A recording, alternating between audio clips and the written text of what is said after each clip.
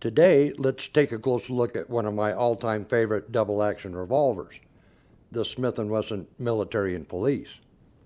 These days, when you say Smith & Wesson Military and Police, there's a whole generation that visualizes a semi-automatic service pistol with a polymer frame.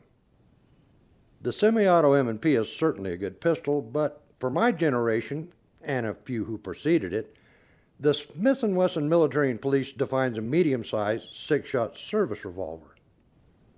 Introduced in 1899, Smith & Wesson's Military and Police would soon be the first revolver chambered for the .38 Special cartridge. The M&P revolver, later to become the Model 10, would largely be responsible for the huge and enduring popularity of the .38 Special round. The first M&P model had a round butt and lacked a locking lug on the front of the ejector rod, but that was later added in 1902 with the second model. A square butt model was also added at the same time, which would turn out to be their most popular configuration. Common barrel lengths are 2-inch, 3-inch, 4-inch, 5-inch, and 6 inches. There were also special orders for barrel lengths of 2.5, 5.5, and an extremely rare 6.5 inches. For decades, the standard issue Smith & Wesson Police service revolver was a .38 Special M&P with a 4-inch or 5-inch barrel. This example is a post-World War II model minted in 1955 and has the less common 5.5-inch barrel. It's in almost pristine condition, which to me makes this particular M&P a little more collectible, but that won't stop me from shooting it. I don't shoot any Plus P ammo in it, but the occasional outing with standard velocity ammo reminds me why these M&Ps earn their reputation in both war and peace.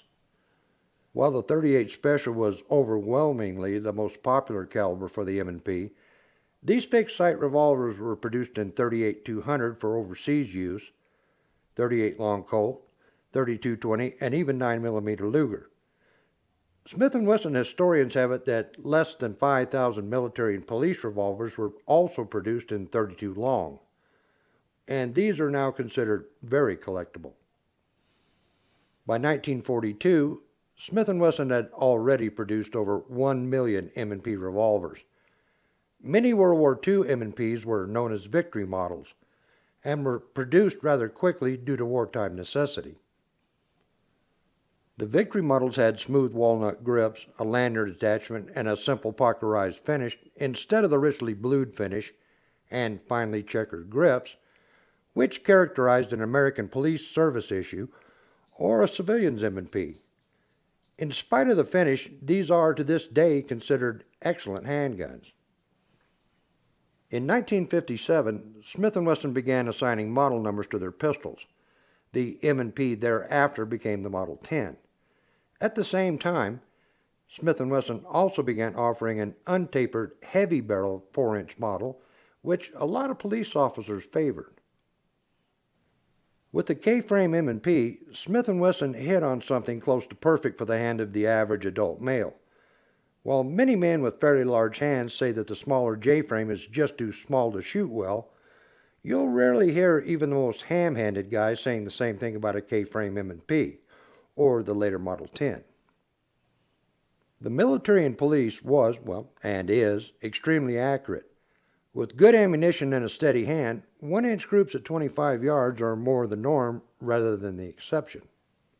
It's almost impossible for normal wear and tear to knock its fixed sight out of alignment and change the bullet's point of impact, which is another plus adding to their overall durability. So long as you didn't beat one to death with heavy loads, these older M&Ps just seem to be impervious to wearing out. That's why so many of these classic revolvers are still in use today. Depending on the barrel length, they also remain popular for home defense and even concealed carry. Another highly popular variation of the M&P was the K38. The only real structural difference between the police service M&P and the target grade K38s were the adjustable sights and the adjustable trigger stop. In most of the cartridges it was chambered for, including the .38 Special, the K38's recoil was very controllable and found a lot of favor with competitive target shooters, male and female alike. These older M&Ps, and I'd be remiss to exclude the later Model 10s, have definitely earned the title of classic handguns. In one sense, a gun is a classic if it's highly popular. The Colt Single Action Army, the 1911, and the Smith & Wesson Military and Police certainly qualify. But in a deeper sense, you have to understand why a firearm has earned its popularity. In every case, you'll find that ergonomics, reliability, durability, and suitability for the task are always at the very root of their classic status. Since design longevity is also a qualifier, 117 years will easily accomplish that for these K-frame Smith & Wesson revolvers. It's not uncommon to walk into the average gun store or pawn shop and find a used M&P for sale. These older M&Ps are sometimes sitting right alongside the used Model 10s. Unless you're familiar with the small subtleties that differentiate an M&P from a Model 10, the fastest way to be certain which one you're looking at is to swing out the cylinder and check the stamping on the crane.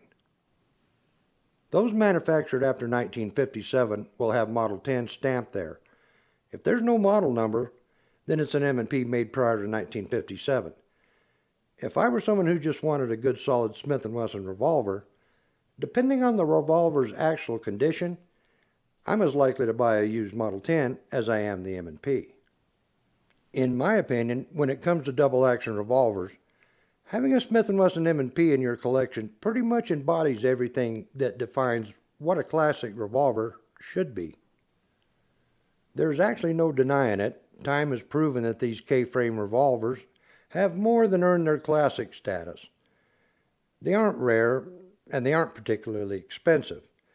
And 117 years later, they're still available in the form of a brand new Model 10. To me, that's how you spell classic with a capital C.